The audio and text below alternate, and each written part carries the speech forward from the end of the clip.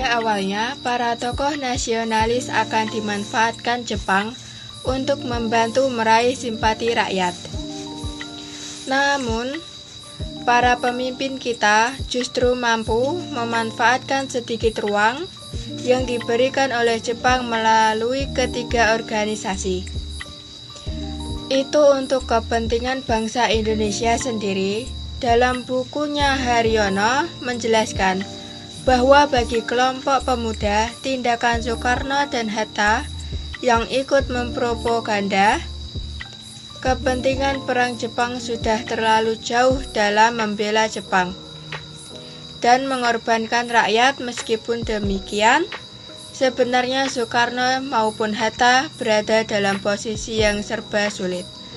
Para pemuda tidak banyak tahu bahwa sebenarnya kedua tokoh ini tidak hanya berusaha melindungi rakyat sebisa mereka, tapi juga berusaha membujuk Jepang agar tidak bersikap terlalu kasar kepada kelompok yang tidak mau bekerja sama.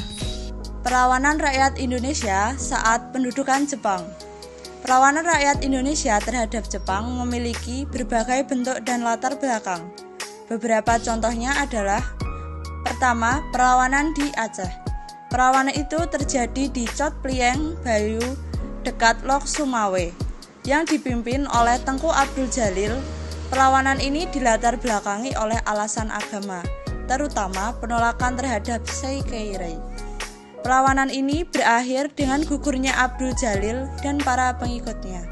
Yang kedua, perlawanan peta di Blitar, dipimpin oleh Supriyadi, Muradi, dan Sunanto. Perlawanan ini dipicu oleh perlakuan diskriminatif Jepang terhadap anggota peta dan rakyat Indonesia. Meskipun gagal, perlawanan ini membuat Jepang ketakutan dan melakukan penumpasan besar-besaran. Perlawanan di Kalimantan Barat. Perlawanan ini dipicu oleh kekejaman Jepang terhadap penduduk, seperti penyiksaan dan pembunuhan. Rencana perlawanan yang terungkap membuat Jepang melakukan penangkapan besar-besaran dan membunuh banyak orang, termasuk Sultan Pontianak. Perlawanan dari latar belakang, bentuk perlawanan, akibat.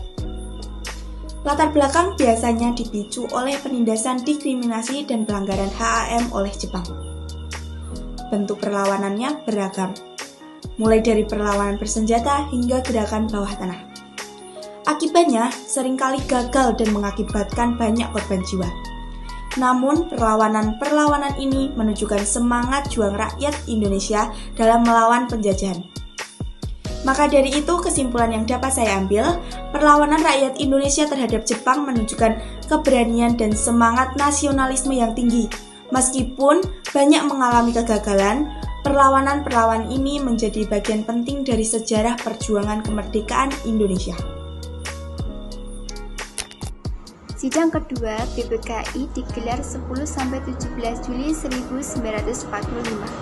Pada sidang kedua ini, BPKI membahas tentang bentuk negara, wilayah negara, rancangan undang-undang ekonomi dan keuangan.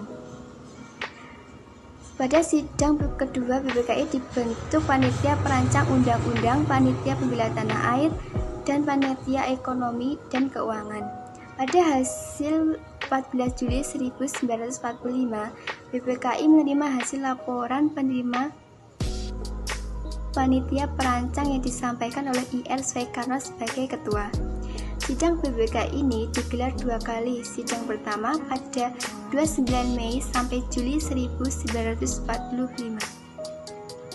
Adapun tokoh-tokoh yang menyumbangkan pendapat tentang usulan dasar negara 1945, yaitu Muhammad Yamin, Soepomo, dan Soekarno. Setelah musyawarah tersebut, sidang BPKI sepakat menjadi Pancasila sebagai nama dasar negara Indonesia.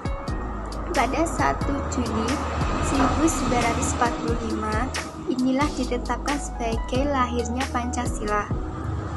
Hingga akhir sidang pertama BPKI belum diperbolehkan kesepakatan utuh tentang rumusan negara. Oleh karena itu, dibentuklah Panitia 9 untuk menerima dan memegahi berbagai masukan pada tanggal 22 Juli 1945. Pembentukan BPUPK ada 2 orang tokoh perempuan yang menjadi anggota BPUPK, yaitu Siti Sukaptinah yang merupakan tokoh Fujinkai dan Maria Ulfah yang merupakan tokoh pergerakan perempuan sejak masa kolonial. Peran utama BPUPK adalah merumuskan dasar negara dan konstitusi Indonesia.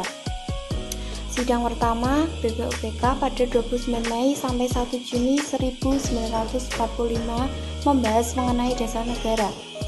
Dalam sidang tersebut ada 4 orang tokoh yang menyampaikan usulan tentang dasar negara, yaitu Mohyamin, Ki Bagus Hadikusumo, Supomo, dan Soekarno.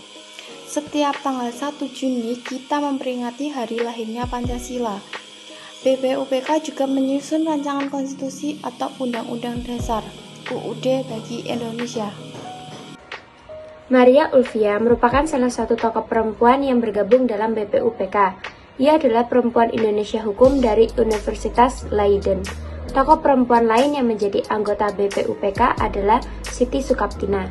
Ia adalah tokoh yang dikenal gigih memperjuangkan hak-hak perempuan Indonesia sejak masa kolonial.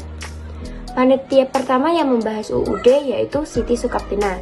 Duduk di panitia ketiga yang membahas tentang pembelaan tanah air. Setelah menyelesaikan tugasnya, BPUPK kemudian dibubarkan pada tanggal 7 Agustus 1945.